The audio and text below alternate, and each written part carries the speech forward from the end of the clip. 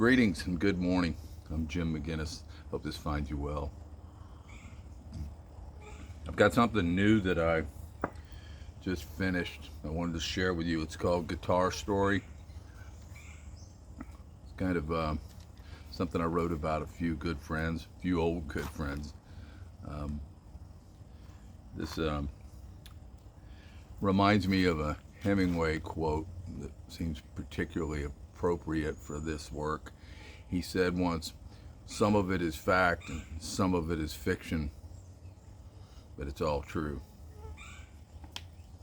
So that said, this is Guitar Story.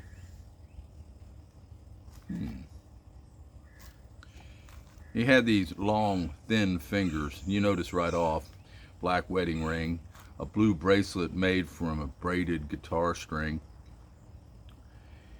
He does play piano, slow piano, since he was young. Took only 3 lessons.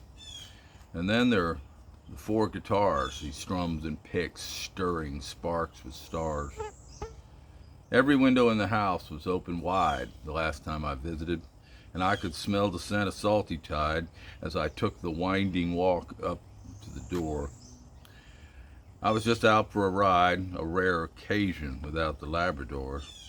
Paul was singing his best Tom Waits, singing J.J. Cale for free.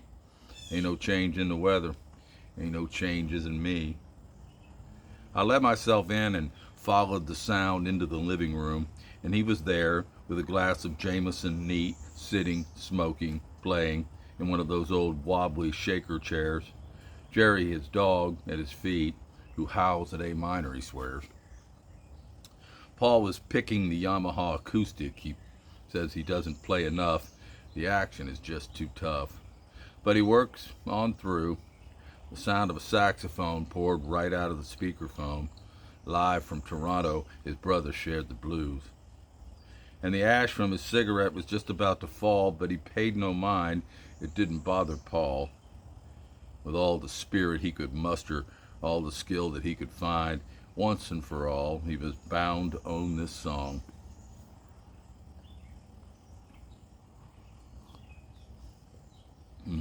We were roommates in college, lived in this old house. Gainesville was a different place back then, you understand. Paul taught me 2 chords and how to love Springsteen and the band. Mr. I ain't a boy, no, I'm a man, and I still believe in the promised land. Between us, we had a huge collection of albums, many of which we found at the secondhand record store. We'd put the speakers in the window and sit outside and listen. The turntable was so sensitive you had to tiptoe across the hardwood floor. One time I talked him into going to a Buffett show in Alligator Alley, the old gym.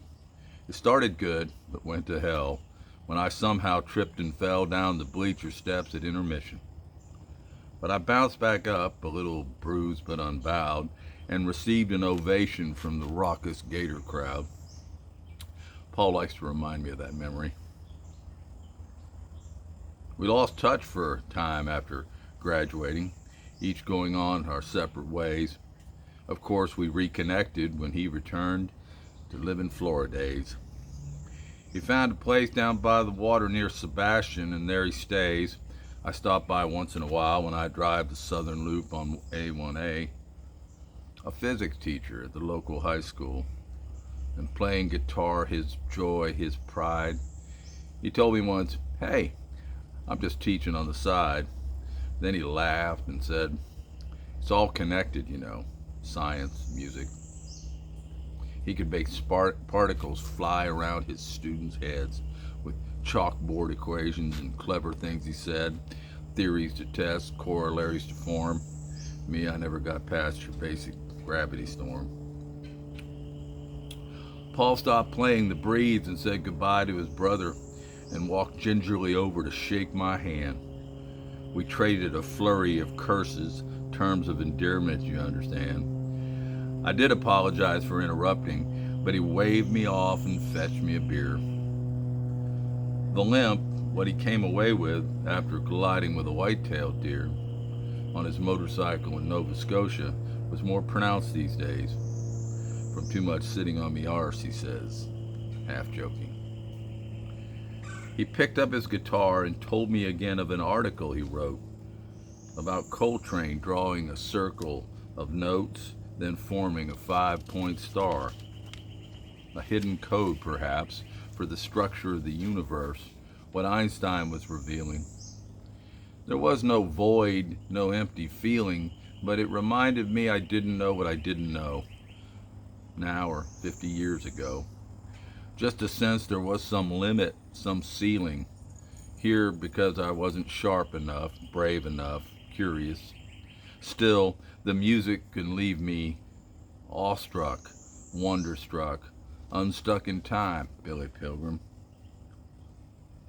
I told him about my singing, dancing, guitar-playing granddaughter, hoping she will someday learn to play mandolin, my grandfather's bowlback mandolin that sits waiting in the hall by the door. Something so feminine, Paul sings, quoting the troubadour.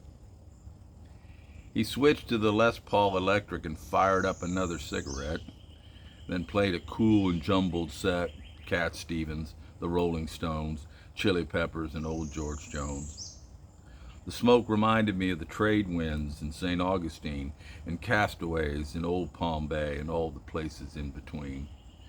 These days we kind of keep it close to home, if you know what I mean. After finishing Moonshadow, he poured himself another Irish and got me a second beer. We talked of other things, how he loved the Gypsy Kings, about my son and I redoing our boat, and how obsessed I was about my boat, about Miles Davis and discordant notes. I told him about how the music made me feel what I didn't know was there, greater than the sum of my parts. Yeah, said Paul, you know, I try to listen or play something every day, to and from the heart. And that made me remember my friend Jimmy, who took a daily plunge in the ocean and tried to pass along that ritual start to his son and daughter in the power of cathedral water.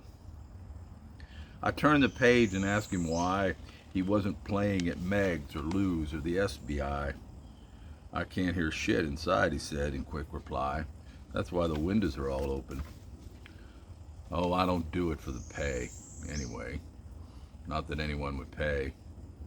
And I say, keep on keeping on. I got wind you're playing down at Honest John's. One of these days, he answered, weather permitting, I'll give you a call.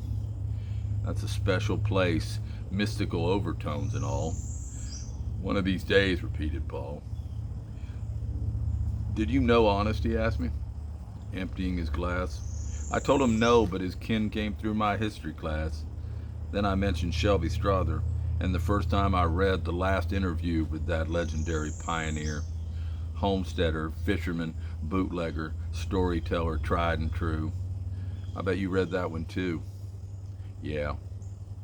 I said I could tell Shelby felt the presence of some indomitable spirit, and each literary visit thereafter brought me ever near it, but never close enough.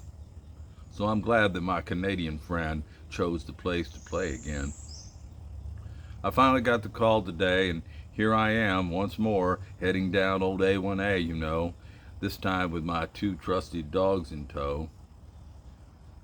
Something in the air smelling sweet blows through the cab of my truck. We'll make Floridana Beach by 4 with any luck. The Allman Brothers play Revival as we chug on down the street. The dogs fight over the window and the passenger seat. Well, there he was when I pulled up at the old fish camp, just he and his dog alone, singing Christopherson and Mellencamp and some stuff he made up on his own. Ain't that America? There was no stage, just a weather-worn deck. A storm had left the place, a little bit of a wreck, but no worries. It seemed perfect. I sat on the tailgate listening with my labs. They waited patient, hoping, I'm sure, we'd be headed to the ocean soon. I turned and tipped my tired head back, and my eyes ran smack into a crescent moon as the sun began to set in the February sky. Folks in boats floated over to here, while men and women with cans of beer gathered in front and swayed with the tunes. Jerry was lying there by Paul. The guitar man wore something of a smile, and the dog raised up his head every once in a while, as if to notice the fingernail moon and offer up a modest but reverent howl, presumably at A minor. Fair winds.